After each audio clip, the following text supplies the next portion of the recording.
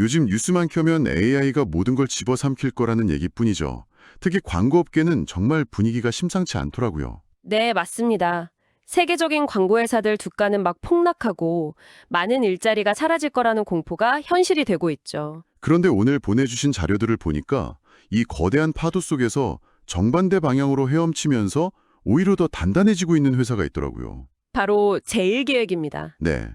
그래서 오늘은 이 AI라는 거대한 위협 앞에서 제일기획이 꺼내든 카드는 과연 무엇인지, 또 시장은 왜 이 회사를 주목하는지, 그 빛나는 카드 뒷면의 그림자까지 한번 깊숙이 들여다보겠습니다. 네, 오늘 우리가 살펴볼 자료들이 제1기획이라는 회사를 아주 입체적으로 보여주는데요. 어떤 자료들인가요? 우선 CEO의 발표 자료를 통해서 이 회사가 그리는 큰 그림, 그러니까 철학을 먼저 엿볼 거고요. 네. 그 다음엔 여러 증권사 리포트랑 재무 데이터를 통해서 이상이 아닌 현실, 그러니까 냉정한 숫자로 현재 체력을 확인해 볼 겁니다. 객관적인 지표들을 보는 거군요. 그리고 마지막으로 어쩌면 가장 흥미로울 수 있는 부분인데요. 익명의 투자자들이 모인 주식 토론방의 날선 비판들. 이걸 통해서 이 회사의 약점과 리스크는 무엇인지 한번 균형 있게 짚어보겠습니다. 좋습니다. 그럼 먼저 이 모든 이야기의 시작점, AI가 불러온 광고업계의 위기부터 보죠. 정말 심각하더라고요. 네, 그쵸. 세계 1위 광고 대행사인 WPP 주가는 거의 반토막이 났고 시장 전체가 공포에 질려 있어요. 맞아요. AI가 결국 마케터 일을 대체해서 기업들이 광고 예산을 줄일 거다. 이런 불안감 때문이잖아요. 네, 바로 그거죠. 그런데 제일기획은 어떻게 이 폭풍 속에서 혼자 이렇게 순항하고 있는 걸까요? 바로 그 지점에서 제1기획이 던진 아주 흥미로운 개념이 하나 나옵니다. 어떤 거죠? 바로 양손잡이형 에이전시라는 겁니다. 양손잡이형 에이전시요? 표현이 재밌네요. 네, 그러니까 AI를 우리 일을 뺏는 경쟁자로 보는 게 아니고요. 아, 경쟁자가 아니라? 네, 우리한테 손 하나를 더 달아주는 일종의 파트너로 보겠다는 겁니다. 아하, AI라는 새로운 왼손으로는 데이터 분석, 시장 조사, 아니면 반복적인 디자인 작업 같은 정량적이고 과학적인 일들을 빠르고 정확하게 처리하는 거죠. 네네. 효율적인 일들을 맡기는 거군요. 그렇죠. 그러면 원래 있던 우리 오른손, 즉 인간은 뭘 할까요? 뭐라죠? 거기서 아낀 시간과 에너지로 더 깊은 통찰을 담은 전략을 짜고 소비자의 마음을 움직이는 감성적인 스토리를 만들고 아, 세상에 없던 아이디어를 내놓는, 그러니까 인간만이 할 수 있는 창의적인 일에 더 강력하게 집중하겠다는 겁니다. 그러니까 AI한테는 단순 계산이나 자료 정리는 그냥 맡겨버리고 인간은 거기에 영혼을 불어넣는 일에만 집중하자, 이런 거네요? 정확합니다. 효율성과 창의성, 두 마리 토끼를 다 잡겠다는 전략으로 들리네요. 네, AI가 제공하는 효율이라는 단단한 뼈대 위에 인간의 독창적인 크리에이티브라는 살을 붙이겠다는 거죠. 이게 바로 이들의 생존 전략의 핵심입니다. 이 전략에서 제가 좀 흥미롭게 본 부분이 이게 그냥 말로만 그치는 게 아니라는 점이었어요. 맞습니다. 그게 아주 중요한 포인트입니다. 자료에 보니까 카피조, 콘티조 같은 이름들이 나오던데 이름은 좀 재밌지만 실제로 AI 툴을 내부에서 만들어서 쓰고 있다는 거잖아요. 네, 맞아요. 외부 솔루션을 그냥 사다 쓰는 수준이 아닌 거죠.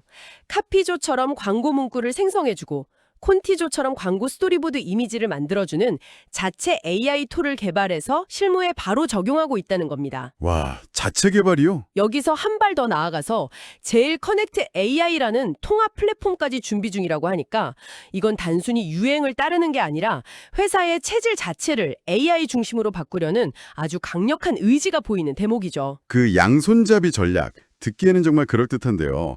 하지만 결국 투자자 입장에서는 그래서 돈은 잘 벌고 있나? 이게 가장 중요하잖아요. 그렇죠. 숫자가 증명해야죠. 보내주신 재무자료를 보니 놀랍게도 숫자가 이걸 증명해주고 있더라고요. 네, AI 리스크라는 말이 무색하게 실적은 계속 우상향하고 있습니다. 자료를 보면 2026년 예상 영업이익이 약 3,690억 원, 역대 최고치를 경신할 걸로 보이고요. 3,690억 원이요? 네, 그리고 기업의 수익성을 보여주는 핵심 지표인 자기 자본 이익률, ROE라고 하죠.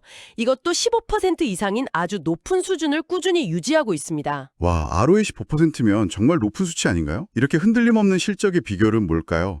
자료에서는 해자라는 표현을 쓰던데요. 아, 네. 해자, 모트. 성을 둘러싼 연못처럼 경쟁자들이 쉽게 넘볼 수 없는 강력한 방어벽이라는 뜻이죠. 네네. 제1기획의 안정성을 설명하는 강력한 해자가 두 가지 있습니다.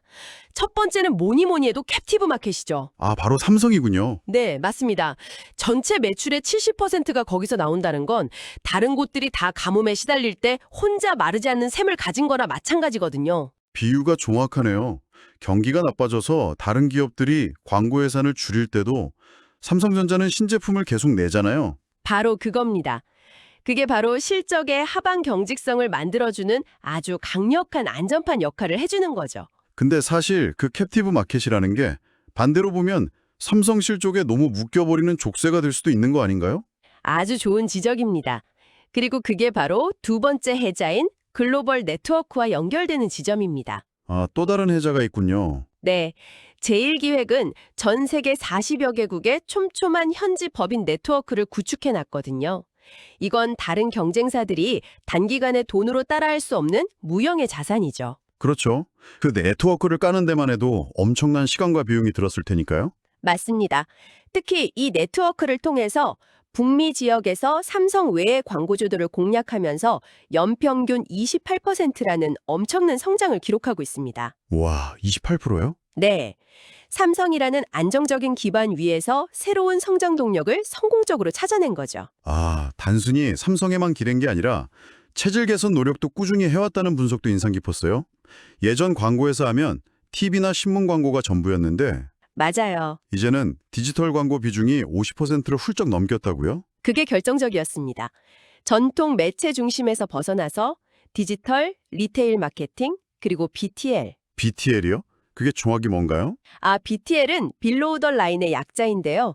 TV 광고처럼 대중매체를 통하지 않고 이벤트나 전시처럼 소비자와 직접 만나는 체험 마케팅 분야를 말합니다. 아하, 체험 마케팅. 네. 중요한 건 이렇게 전환한 디지털이나 체험 마케팅 분야가 AI 기술을 가장 잘 활용할 수 있는 영역이라는 겁니다. 글로벌 광고 회사들이 AI 때문에 위협받는 전통 매체에 발이 묶여 있을 때 제1기획은 오히려 AI를 활용할 수 있는 놀이터로 먼저 달려가 있었던 셈이죠. 들어보면 정말 빈틈이 없어 보이는데요. 하지만 아까 제가 잠깐 언급했던 것처럼 그 강력한 해자라는 게 양날의 검이 될 수도 있잖아요. 맞습니다. 이 부분에 대한 비판도 만만치 않더군요. 네, 보내주신 주식 토론방 자료를 보면 투자자들의 날카로운 시선이 그대로 드러납니다. 가장 근본적인 질문은 이거죠. 그래서 결국 삼성 하청업체 아니냐. 아, 정말 뼈아픈 지적이네요. 그렇죠. 회사의 운명이 삼성전자 스마트폰 판매량에 따라서 좌우되는 구조로는 자신만의 성장 스토리를 쓰기 어렵다. 이런 성장의 한계에 대한 지적입니다. 북미에서 성장하고 있다고는 하지만 그래도 70%라는 비중은 절대적이니까요. 맞습니다. 무시할 수 없죠.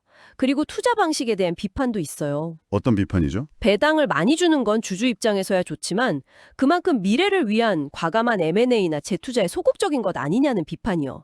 너무 안정만 추구하는 거 아니냐는 거죠. 소극적 투자에 대한 비판이군요. 네, 여기에 더해서 광고업이라는 산업 자체가 가진 한계도 명확합니다.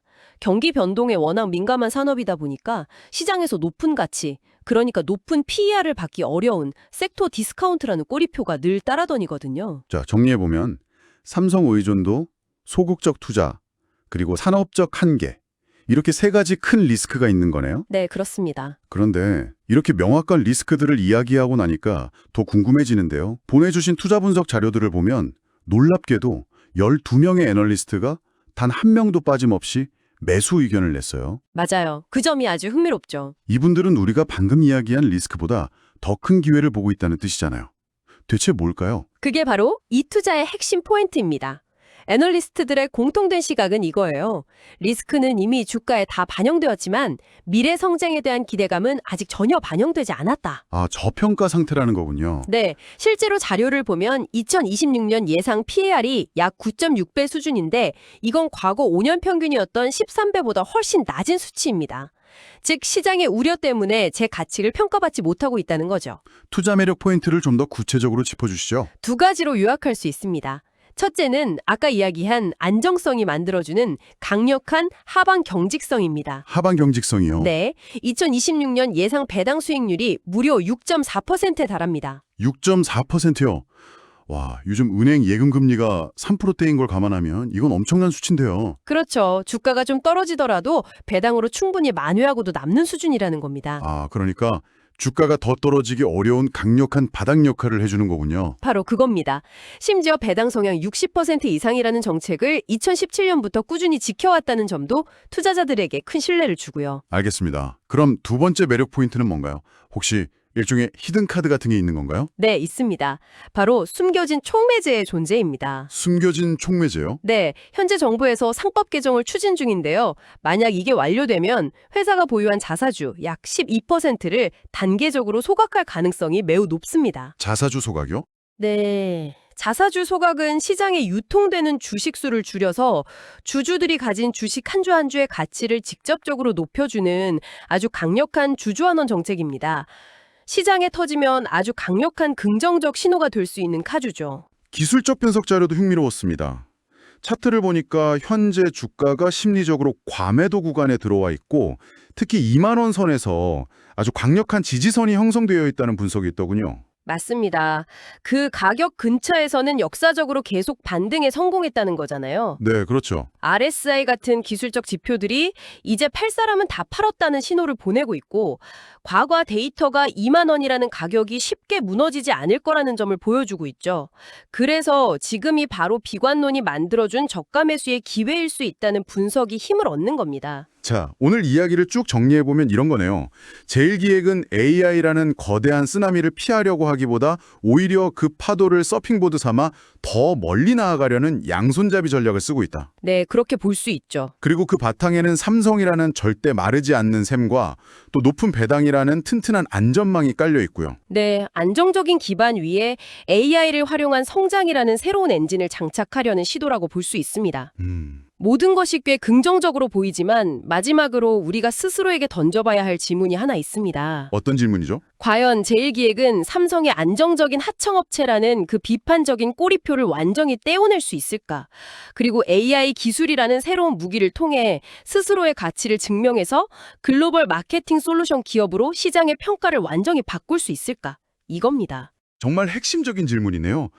그 질문에 대한 답을 확인할 수 있는 뭐랄까 일종의 리트머스 시험지 같은 게 있을까요? 있습니다. 뭘 보면 알 수 있을까요? 바로 그들의 AI 기반 신사업이 삼성 계열사가 아닌 의미 있는 규모의 외부 광고주를 유치하기 시작하는 시점입니다. 아, 비계열 광고죠? 네, 그때가 되면 제일기획이 정말로 체질 개선에 성공했는지 아니면 여전히 삼성의 그림자 아래에 머물러 있는지 명확해지겠죠. 그 변화의 시작을 지켜보는 것이 앞으로 제일기획을 바라보는 가장 중요한 관전 포인트가 될 겁니다.